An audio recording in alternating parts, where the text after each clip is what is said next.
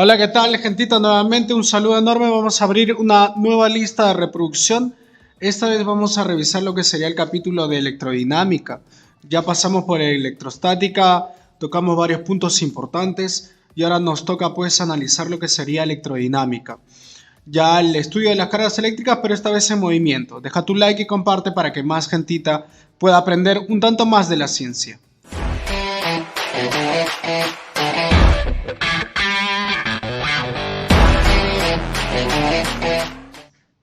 Empezamos entonces. A ver, lo primero que tienes que aprender es obviamente sobre el concepto de la corriente eléctrica, profesor, ¿sí? He bien sabido lo siguiente que te voy a comentar, ¿no? Alguna vez habrás escuchado, oye, cuidado con ese cable porque está pasando la corriente eléctrica por ahí. Pero ¿qué cosa es corriente eléctrica? Te vamos a definirla. Lo que tienes que comprender es que la corriente eléctrica se le conoce a aquel movimiento o flujo de cargas eléctricas. Entonces acá lo vamos a poner. Es el movimiento. Ah, mira, interesante. Entonces en electrodinámica vamos a utilizar esto, ¿no? Las cargas eléctricas en movimiento las vamos a analizar. Por ello es importante que comprenda que el concepto de corriente eléctrica. Pero estas se dan a través de un conductor, ¿no? A través de un conductor. ¿Estamos bien?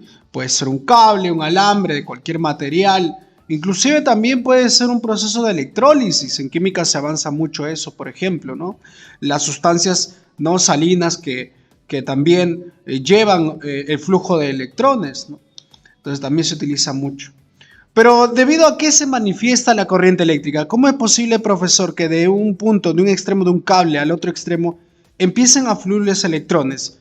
¿Qué hace posible este flujo? Ah, mira, debido a la existencia de una diferencia de potencial eléctrica.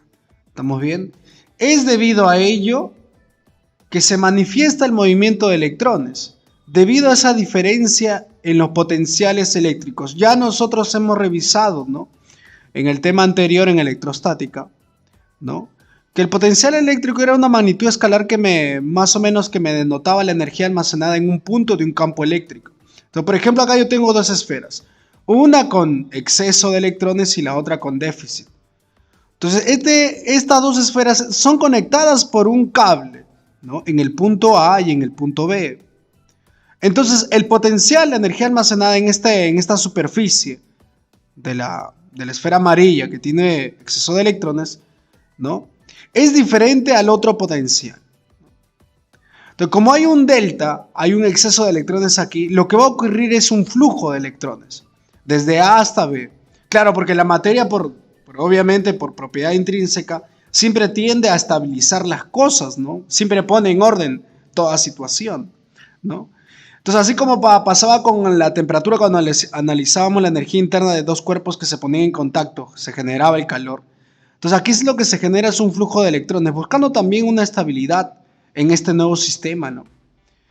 Entonces, empieza a fluir electrones desde A y a llegar a B.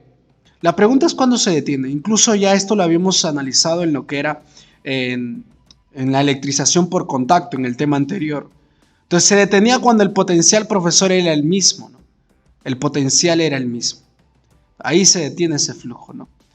Pero viste, ¿no? ¿Cuál fue el origen de esta corriente eléctrica? La diferencia potencial. Entonces tú tienes dos extremos con diferente energía almacenada puntualmente en sus extremos. Entonces lo que va a ocurrir es un flujo. Ese es el concepto que tú tienes que conocer y saber, ¿sí? Entonces es la diferencia potencial, lo que también se le conoce, ¿no? A modo vulgar, a modo popular como voltaje, lo que origina la corriente eléctrica. Ahora, profesor, vayamos al otro sistema, en la batería. Hay que analizar la batería. Un ejemplo común es agarrar una pila, conectar dos cables, profesor, ¿no? Que están obviamente pasando por un foco, ¿no? Conectamos los cables y logramos que el foco encienda, ¿no? Es un experimento, pues, básico, ¿no? Y muy conocido. La pregunta es, ¿qué sucede en el entremés de esto? A ver, lo primero que tienes que entender es que esta pila está formada de dos polos, ¿no? Una que está cargada positivamente y la otra negativamente. Entonces, cada uno con su respectivo campo, porque nosotros sabemos que las superficies electrizadas o cuerpos electrizados tienen alrededor de él un campo. Entonces, cada una de ellas manifestando su campo. ¿Estamos bien? Entonces, cuando tú las conectas, cuando se completa el circuito, ¿qué sucede? El campo eléctrico se confina en el conductor, provocando, ¿qué cosa? El flujo de electrones. Ah, mira. Entonces, el campo eléctrico, profesor, se confina dentro del conductor, ¿no? Se condensa. Entonces, lo cual va a provocar el movimiento de electrones. Tú ya sabes que los electrones, obviamente, al menos en el polo negativo, están en exceso. Entonces van a seguir, ¿no? Interactuados por el campo, van a seguir un movimiento, ¿no? Alrededor del conductor, ¿no? O por el conductor, a través del conductor, ¿sí? Primero tendrán que pasar, ¿no? Por aquí, por el foco, y luego llegar al otro extremo, ¿no? ¿Sí? Entonces eso es lo que pasa con el campo eléctrico. Se confina dentro del conductor. Primer concepto, pregunta se preune, ¿sí? Listo. Ahora, hay otros conceptos también esenciales sobre el sentido de la corriente.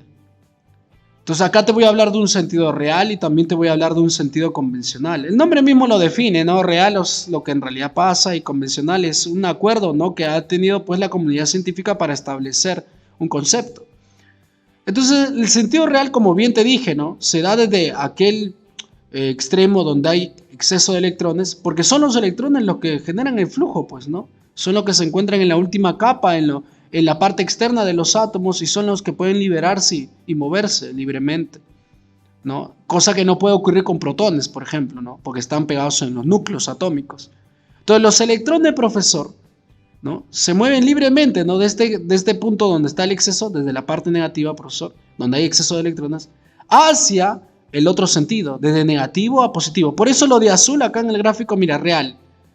Negativo, profesor, desde el negativo hasta el polo positivo. Entonces las cargas que se mueven son electrones libres. El movimiento se da, profesor, ¿desde dónde? Desde el polo, como te digo, negativo. ¿Hasta dónde, profesor? Dígame ya, ahorita te digo. Hasta el polo positivazo. Positivazo, profesor. ¿Ok? Entonces, concepto importantísimo. Ese es el real. ¿Y por qué hace diferenciación, profesor? Porque nosotros en electrodinámica no vamos a tomar el real. Vamos a tomar uno convencional. ¿Y a qué se debe el convencional? Aquí en la gráfica podrás ver. La corriente se da desde el extremo positivo, convencionalmente se entiende así, hasta el negativo. Desde el positivo hasta el negativo. ¿Estamos bien? Entonces, en este sentido, profesor, tú dirás, ¿y por qué? Es que por mucho tiempo, durante varios siglos, se entendía que la corriente eléctrica se debía al movimiento de cargas positivas. Es por eso que se decía, ¿no? Desde acá, ¿no? Desde donde hay mayor carga positiva a menor. Entonces la corriente se da en ese sentido, se decía, ¿no? Cosa que luego cuando se descubrió el electrón, ¿no? Bajo los estudios también que hizo Thomson, se pudo modelar un nuevo átomo, ¿no? Con la presencia de electrones. Es ahí donde se estudia más al átomo y se comprende pues que quienes son los que fluyen, los que se mueven son los electrones y no las cargas positivas, ¿sí? Entonces, profesor, debido a eso, ¿no? La explicación, y como ya hubo mucha bibliografía, muchos estudios, ¿no? Con este análisis convencional, ya pues se propuso de que no se cambiara, sino que se maneje de ahora en adelante también la misma dinámica, entendiendo de que el sentido no iba a tener mayor impacto en el análisis de los fenómenos, ¿sí? Más que nada por eso, ¿no? El movimiento de las cargas entonces son positivas y se da desde el polo, profesor, positivo al negativo, ¿no? Desde el polo positivo, profesor, al negativo. Entonces lo apuntamos porque es algo importantísimo, ¿no? Negativo. Listo. Entonces ahí lo tienes, ¿ah? Es el que vamos a trabajar, el que está de las flechas verdes, ¿no? La corriente sale del posi y entra al nega. Pasa por el foquito y ahorita te voy a explicar por qué es que se genera el brillo también o qué cosa es eso que tenemos ahí, ¿no? En el entremés del foquito. Ahora, una vez entendiendo de que cómo se genera, qué cosa es la corriente eléctrica y cómo se genera, vamos a analizar cómo cuantizarla. Para ello también los físicos han establecido, como toda magnitud han establecido pues un conocimiento físico para poder medirla. Una cantidad física que nosotros vamos a llamar de ahora en adelante intensidad de corriente eléctrica, ¿sí? Entonces, ¿cuán intenso es ese flujo? Pues, ¿no? Acá te voy a comunicar. Es una magnitud física fundamental, está en la lista de las 7 esferas del sistema internacional, que mide la cantidad de carga eléctrica que pasa a través, ¿no?, de una sección transversal, de una sección recta, como quieras llamarle. ¿Ya? Sección normal, sección recta, como quieras llamarle. ¿Sí?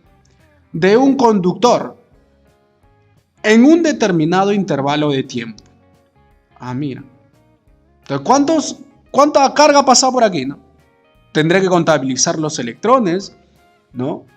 Para luego hallar la carga total que ha atravesado en un intervalo de tiempo.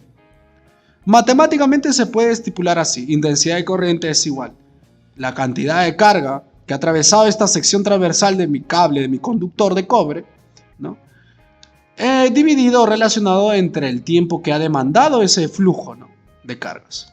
Listo. ¿Cuál es la unidad? Obviamente, si uno lo reemplazara, sería, profe, carga en coulomb, tiempo en segundos, sería coulomb por segundo. Ya, pero nosotros le vamos a llamar esa relación amperio o ampere, del francés ampere, ¿no? Amperio, ¿no? Vamos a utilizar, y el símbolo es la letra A mayúscula, ¿sí? No olvidar, no olvidar. Cubo cantidad de carga, tú ya sabes, el sistema internacional, siempre úsalo en ¿qué? En coulomb, y la variación del tiempo, ¿no? El intervalo de tiempo lo vas a medir en segundos. ¿Está bien o no? Listo. No hay problema, profesor. Recontra easy. ¿Estamos bien? Cuando tengas, ahora mira, muy probablemente en los problemas te planteen estas gráficas, ¿no? Gráficas de intensidad, no de corriente, por el tiempo, ¿no? Como ves, hay dos tipos. Ahorita te voy a mencionar un poco. Cuando tengamos una gráfica, no importa cuál sea el tipo, de intensidad de corriente versus el tiempo, el área, agarra esta flora, a ver, profesor, ¿qué cosa es el área? ¿Qué pasa con el área? Bajo la gráfica simboliza la, ¿no?, cantidad de carga. Recuerda, la cantidad de carga, profesor, que atravesó el conductor en un intervalo de tiempo, ¿no? En ese intervalo de tiempo que se haga el análisis, ¿sí? Eso es lo que simboliza. El área bajo la gráfica siempre va a ser la cantidad de carga que se atravesó. Sí, porque hay problemas CPR1 y CPR San Marcos en donde te van a venir este tipo de gráficas y luego te van a decir cuánta carga atravesó, ¿no? Desde el tiempo 3 hasta el tiempo 6. Ya ubicas y hallas el área. Entonces te van a dar posiblemente dos. A nivel preuniversitario solo se trabaja a la derecha, que es obviamente un tipo de corriente muy famoso que se le llama corriente continua. Entonces la intensidad de corriente siempre se mantiene homogénea, siempre es uniforme, nunca cambia, mira, es una recta horizontal. O sea, la intensidad de corriente es un flujo constante, ¿no? Con una cantidad constante, no variable. ¿Cómo se le llama? Corriente. ¿Cómo se le llama, profesor? Corriente continua. Ah, Yara, profe, está bien, ¿ah? Sí, corriente continua. ¿Listo? ¿Que hay otro tipo de corriente? Sí, la corriente alterna, ¿no? La que es la real, ¿no? La que es común, ¿no? La que se grafica a partir del comportamiento de un generador eléctrico, ¿no? Ya más adelante, cuando avancemos el electromagnetismo, conoceremos también los generadores eléctricos que generalmente funcionan con electroimanes, ¿no? Con el movimiento de imanes gigantescos que provocan pues el flujo de electrones, ¿sí? Ya veremos también y por qué con el movimiento de imanes se genera el flujo de electrones. Eso también ya lo repasaremos en el siguiente capítulo, ¿no?, de electromagnetismo. Pero la gráfica es oscilante, es una gráfica senoidal. Senoidal. ¿Está bien o no? Así se le conoce, ¿no? Ahí lo tienes. ¿Ok? Entonces también, ¿no?, si te piden de tal tiempo a un tiempo final, ubicarás y hallarás el área debajo de la gráfica, pues, ¿no? Y luego enunciarás tu respuesta, ¿ya? Entonces, como ves, no es tan difícil, hay que tener bastante entendimiento. Esta es la introducción, profesor, acerca de la corriente eléctrica. Deja tu like y comparte. Vamos a seguir con los vídeos, vamos a meterle más matemáticas, vamos a hacer resistores, vamos a hacer también ley de Ohm, vamos a hacer circuitos. Deja tu like.